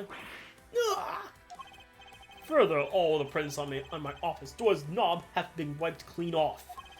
I can only assume it's because Miss Bird's fingerprints were on it. But it doesn't change the fact that I was in my room the entire time. Is that really a fact, or is it fiction? Hey, why would I lie to you? I have here proof you were not in your room the entire time as you claim. Sudden guitar with the music. I love it. Anyways, would it be this one? Take that. This is a note what the victim left for you, Mr. Portsman. A note? It was left under your door, or did you not notice? And right here it says, but you're out. You were not in your room when the victim came to call on you. So then, where were you? And what were you doing? Don't you think it's time you gave up your trade? We know you stole into my office with the intent of stealing something from me. Detective Fate found you out, possibly because he heard sounds coming from a room whose occupant was on leave. Mr. Portsman, you killed Mr. Fate to silence him. And I had the misfortune to return when I did. You had to threaten me as you escaped. As I said, when you had the gun to my back, no one gets away committing murder in my office. No one.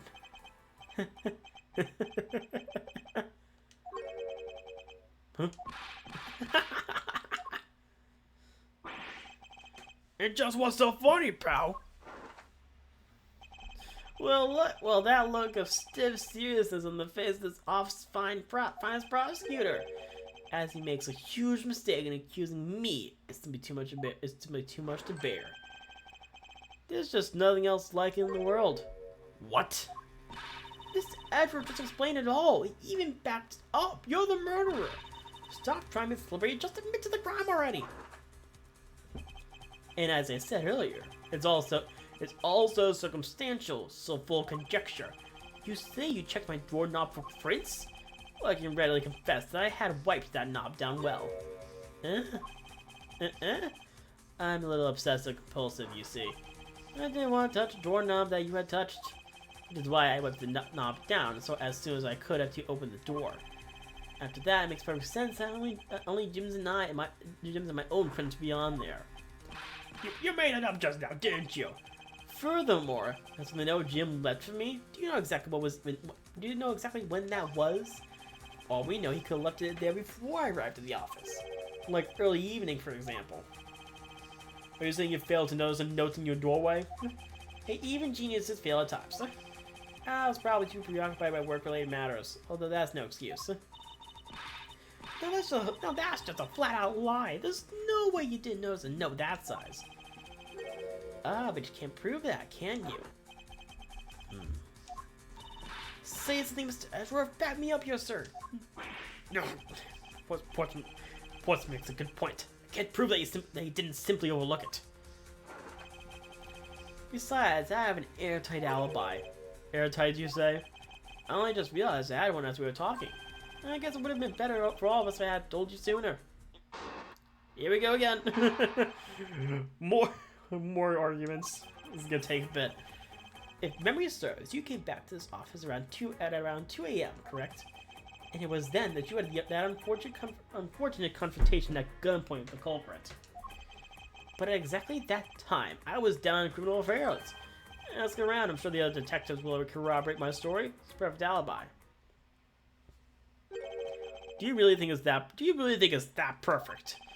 Like I said, I don't care. Ask me all you like. You'll see for yourself. Detective Gumshoe. Sir, yes, sir. I'll go check out his alibi, sir. Be right back. Mr. Edgeworth, sir. I think we're in trouble. It's just like Mr. Portsmouth said. The guys down in criminal affairs said they saw him around 2 a.m. You see? All the evidence points to him being the culprit. There must be a contradictory point in his alibi somewhere.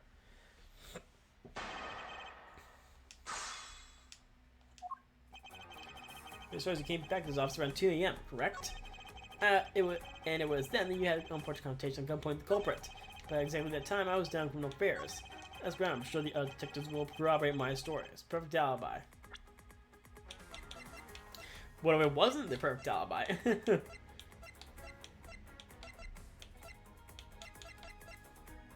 Don't think that's gonna come up yet.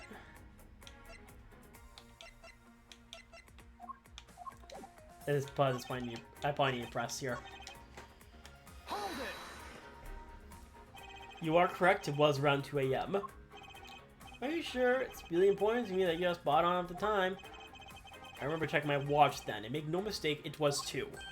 Oh, give a testimony like a pro. Okay, so you came back to your office at 2. Hold it.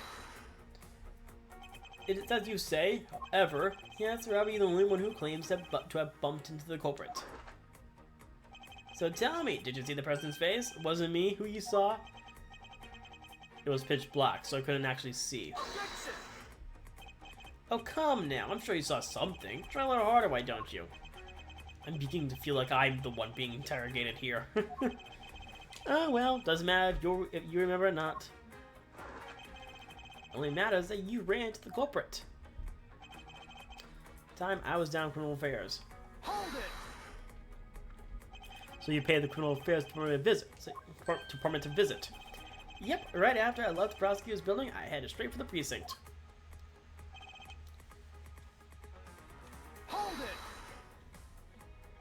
it. Well, we did go and ask around to confirm your testimony. And it was just as I said, right? Yes, sir. A number of detectives said that they saw you around that time. See, I have the perfect alibi. That's the ace out of my sleeve. Ugh, impossible. He actually does have the perfect alibi. What's wrong? Why doesn't someone look in your face? Can't you say anything back, Mr. Edgeworth? I think we've reached the end of the line, and it's time to get off this crazy train. You there! Sir! Sir! Please escort the young lady out, but remember, be gentle. Maggie! Detective Gumshoe! Is there nothing I can do? There must be a way to turn the situation around. If only I had a clue. Did I miss something that can help me cast doubt on his alibi? I need to calmly think this through one more time, and with logic. Time to connect. So, this is what we have left. Files in disarray, another handgun, and Mr. Portsman alibi.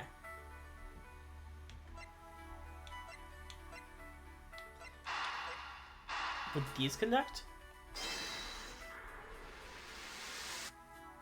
Yes! Okay. There were 2 bullets left at the scene of the crime. One that robbed Mr. Faith of his life. And one that nearly robbed me of my jacket. Which is equivalent to also my life. However, the murder weapon only shows signs of being fired once, meaning that it is entirely possible that a second gun was used in my office tonight. But seeing as how the killer who had stolen Mr. Face's gun, I doubt the killer had another gun up the sleeve. Therefore, the second gun could have been probably of an entirely different person, which could mean that there was another person who paid a visit to my office tonight.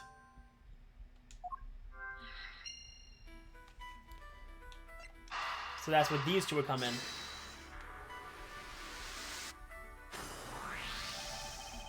Supposing there was yet another visitor tonight, that would also resolve the issue of why my shelves were upended twice. We know that the shelves were disturbed once before and once after the murder, so it shouldn't be much of a stretch to think that it was the work of 2 different people. Once by the person who stole the victim's gun and then killed him with it, and once again after the murder by our second culprit. Who was the owner of the second gun? If we suppose that the second culprit's gun was the one that was pointed at my back. Objection! Mr. Portsman, it seems I need to amend my assumptions regarding this case. Great, so you finally come to your senses? Mr. Edgeworth! Sir, what are you saying? This has been a big misunderstanding on my part from the start. I'd assumed that the person I ran into was the killer, but that may not be the case. What do you mean? The person I ran into was just your average thief. A thief? But sir, doesn't that cause some sort of contradiction in the facts?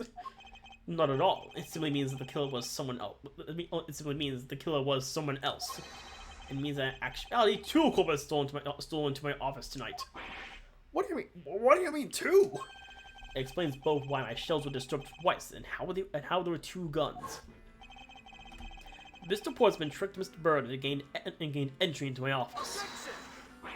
Now you're just leading the argument. You still don't have any actual proof, you know. If you could please go along my hypothetical scenario for now, Mr. Portsman. In the end, if you really are innocent, you should have nothing to worry about. Ugh. Now then, returning to my scenario, Mr. Portsman was out to steal something from me, which is why he checked my secret safe and ransacked my shelves. This is the first time. So then, this would be when the files were put back in the wrong order, right? Correct. And then just when he was about to look somewhere else, he should walk in, but his own partner, Mr. Faith. Well, why did Mr. Faith come into your room, sir? Probably had business with Mr. Portsman, which is why he was in the area. But that's when he noticed sounds coming from my office, which would be my guess. Oh, because you were supposed to be away, right? And you must have thought it was on, so you came into his office to check it out. Correct. And as detective, that was the right thing to do. But when he came in, he found his own partner standing there. Because it was Mr. Portsman, Mr. Faith probably let his guard down. But Mr. Portsman was not so merciful as to let him leave alive. He waited for a chance and stole Mr. Faith's gun from him. And then he killed him. He silenced Mr. Faith for the catching him in the act of stealing.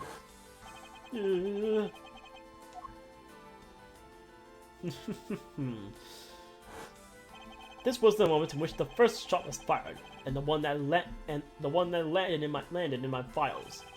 Following that, Mr. Portsman wiped the gun down and left it behind as he made his exit. He could afford to do that because he had also left the fake dying message behind. You're such a complicated troublemaker, you know that. Well, if things were as simple as that, then it would all be solved. However, there was yet another visitor to my room, and this is where it gets complicated. There was another visitor, sir?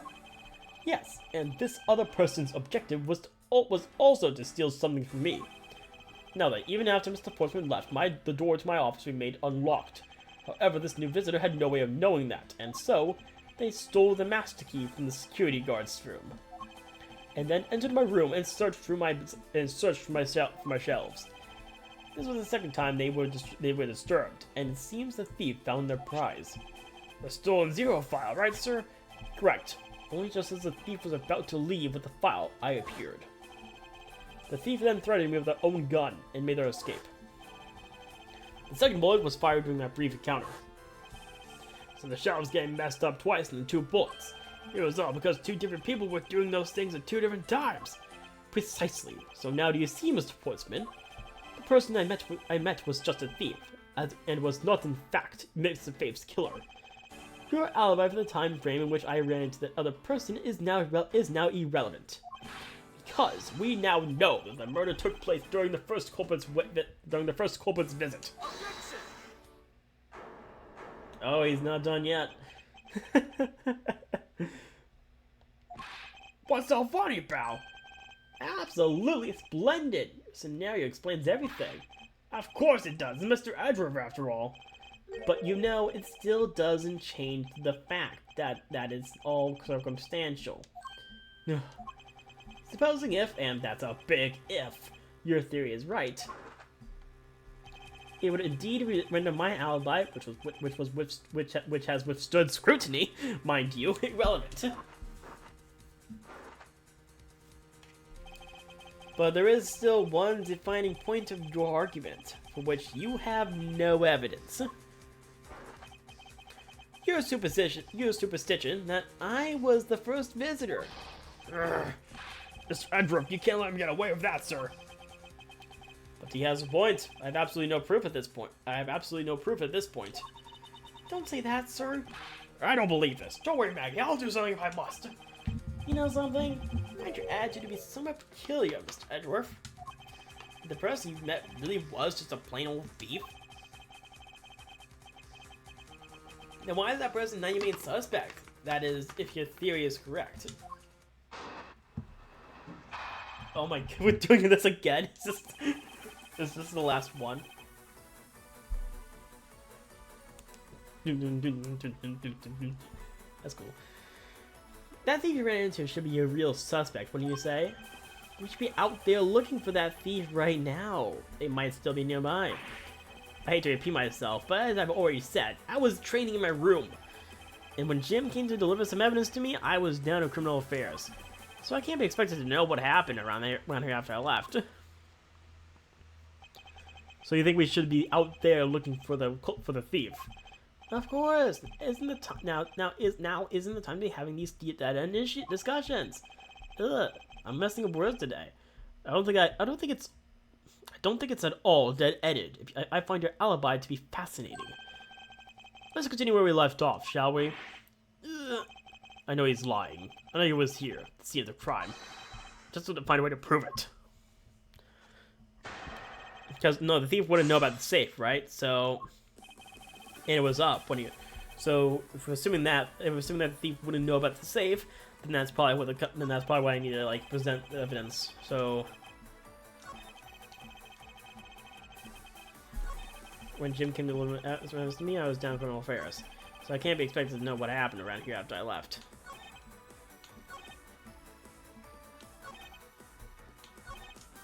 Because I'm pretty sure it's the save I have to present here because, yeah. Because the thief still wouldn't know about the save. It was only the prosecutor that would know, right? So. Ah, nope. Wrong spot. I may as well just press everything again. How did it come to this? I love this, like, what am I doing? I'm just gonna press everything again. Actually, no, I wouldn't. Why not? That's elementary. The dying message, of course. Mr. Faith's killer very clearly left those letters on the spines of those files. And it was after that, after they were on there, that the thief stole one of them. You mean the zero files, right? And that's how we know the letters themselves were set up, and not from Mr. Faith. If the thief was the killer, don't you think they would try to undermine themselves?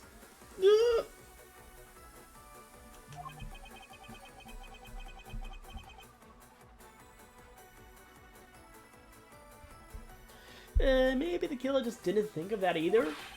Yes, that must be it. Maybe, just maybe.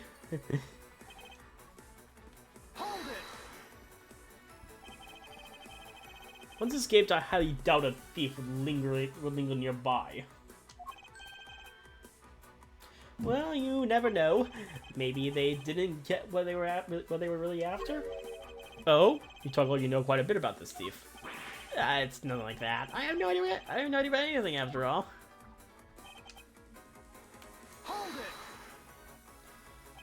But according to Mr. Faith's note, hold on, I thought we already cleared that up. Didn't we say that Jim left that note for me in the earlier evening? If you have proof that you left it at different times, say just before he was murdered, I don't have any. No. You see, so I insist again that it was in my office. That was in my office the entire time.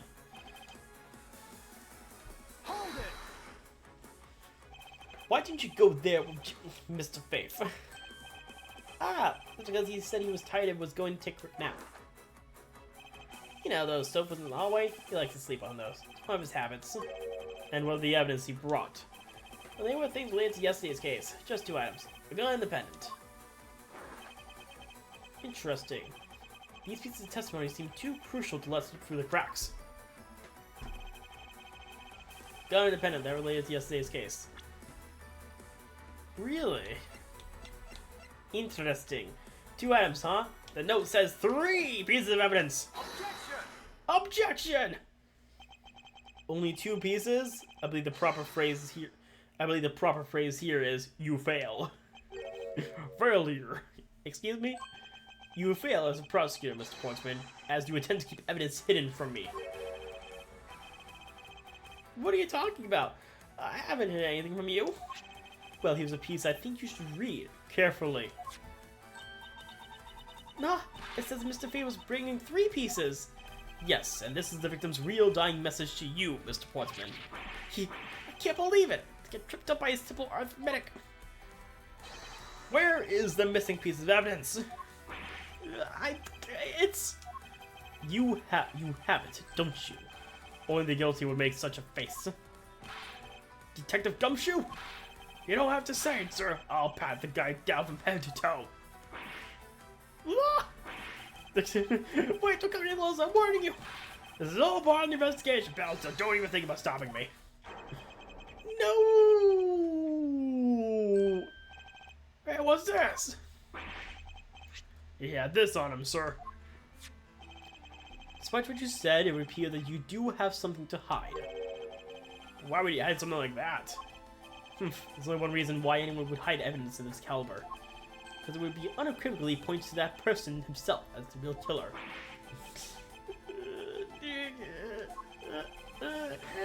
No. Let's examine this videotape in a little more detail. For the section of the tape that will drive the last nail into his coffin. Well, there's blood and there's KG8. Ah, that's blood, isn't it? Yes, and I believe this is what the good prosecutor was trying to hide from us. This blood is still fresh. I tried to examine the KG8. Whoops, that was probably gonna be important later. You mean this might be Detective Faith's blood? No, you got it all wrong. I don't have denial can save you. We have but to run a blood test to find the truth. You told us that you had received evidence from the victim earlier. Now you would tell us when, and how did the victim's blood find its way onto this video? Yeah, it's totally suspicious. Was it the moment of his death? Did Detective Faith have this videotape on his personage when you killed him? You know very well there's no way to prove that. Not even we were to examine this tape for fingerprints? Yeah. If I had to guess, I'd say that the only ones here would belong to the murderers. Belong to the murderers, you and Mr. Faith. No, impossible.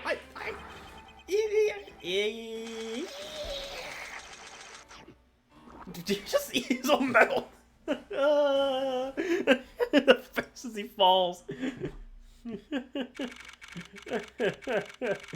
Oh man. 5:47 a.m. Guys, it's almost 6 o'clock in the morning for this case. Wow. Mr. Portsmouth has been placed under arrest for the murder of Detective Buddy Faith, sir. Very good. And the results we got back from the lab techs on the tape turned out to be real solid, sir. Thought came back and was definitely Mr. Faith's blood on there. And its opponent also left off a few of Mr. Faith's fingerprints as well. Thank you so much, very much, Miss Edgeworth. I still can't believe I got to see your cool deduction skills outside the courtroom. I'm impressed beyond words, sir. It was nothing. I'm just sorry I got caught up in a murder in my office. Please, accept my apologies. Bow. Oh, that was nothing, really. Compared to what I've been through, I mean. I consider myself lucky that was only a burglary and a murder this time, sir. If it had been a hold-up or hostage situation, I'd have thrown my hands up in the air. I think I'm rising up for a god's misfortune or just an unlucky person. Something tells me we should have hired a different person. Something tells me we should have hired a different person for security detail. You know something, sir. That Mr. Portsmouth really was one corrupt prosecutor. And why did you say he was corrupt? Well, I heard there were a number of suspicious things related to his court cases. There's even rumors about how some of the evidence he uses is forged, sir. Forged evidence, huh? And they say he even decided not to prosecute a few cases for some really vague reasons. Oh, that guy was that guy's complete disgrace to the entire profession. I never did get around to asking what his reason was for breaking into my office. Yeah, whenever we got near that topic, he just clammed up. Although we can be pretty certain that it was to steal something. This is between you and me, sir, but there's a rumor that some sort of huge organization's involved behind the scenes. Oh? Well, well. With Mr. Portsmouth not willing to divulge anything, it certainly lends credence to that rumor. It would seem that we haven't heard of the last of this. That Mr. Portsmouth is the bad guy? I didn't say that, but rather there is still many more mysteries for us to solve. For example, we still haven't figured out the significance to this piece of evidence. Oh wait, the file, right? The person who stole this file, other villain of the night. Yeah, I wonder who it was. And what happened to the stolen pages? I wonder, who in the world was it that held me up at gunpoint? Mr. Edgeworth, sir. Yes. I came across this while I was processing your office earlier, sir. This card. What is it, sir? Is that a bird or something on there? It's not just any bird. It's the mark of the raven, a 3-legged raven. Even you should know what this is, detective. Oh, it's about that thing, isn't it? That great thief everyone was talking about. Yes, it is the mark of the great thief Yatakarasu. Under the mark of a legendary bird, Yatakarasu is noble to the end, a modern Robin Hood. Labeled mysterious and phantom-like, the Yatakarasu appears and vanishes at will. Though we don't know much about this thief's ultimate goal, we do know the targets. Yatakarasu likes to make public evidence of corrupt dealings of all sorts. The theft is always performed in silence, always with perfection. Once the target is chosen, no dramatic calling card or announcement is sent forth. Instead, the chosen corporation is infiltrated without even the target noticing. Some days later, the evidence that was found and sent out to the mass media, along with this single card. Though it has been a while since the Yatakarasu's last appearance. Hey, Mr. Edgeworth, look, something's written on the back. What? Let me see. It's the location where the thief put the stolen files. So the person who stole the contents of the file was the Yotokurasu. Yotokurasu. Organization. Quite a few key words are popping up in this mystery. The murder in my office. The return of the great thief, Yotokurasu. Looking back, I can't say I didn't see these events coming. For they were heralded by the incidents that began to occur 2 days ago. And that's it. Alright. That was pretty good for a first case. I definitely enjoyed that. Yeah, turnaround visitors done. So yeah, I was gonna go right into Turnabout Airlines, but I'm done for this is it for tonight. So I only wanted to do case 1, and I did case 1, so that's all I'm doing. So I hope you all enjoyed watching the stream. If you want to continue watching the streams, I'm gonna be streaming this whole game. I'll probably be back on Sunday for more. So until then, I'll see you all next time with more Eastern Investigations. Miles Edgeworth. No, I am enjoying the game so far. It's like game so far. It's like for like a first case, it was definitely pretty good and definitely set up the mechanics of the game very well. I definitely liked all the looks, and I definitely need to take a look at the music because it looks like they actually arranged a lot of the music, so I need to double check that. So, till then, I'll see you next time. Good night.